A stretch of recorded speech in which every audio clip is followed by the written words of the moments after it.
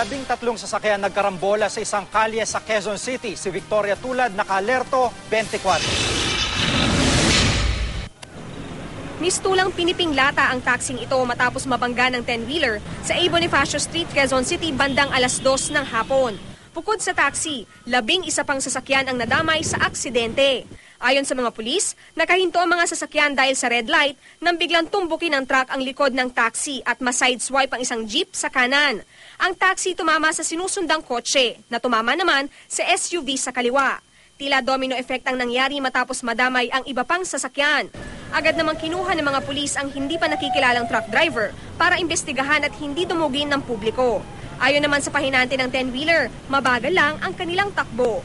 Pinapakan niya po yung preno, wala na po talaga yung preno, bale lost brake na po siya talaga. Pero tumatakbo lang po kami ng 20 lang po siguro. Dalawa raw ang nasaktan sa insidente. Sabi nila yung pasahero ng jeep, nabalian daw ng paa sa orthopedic na ngayon.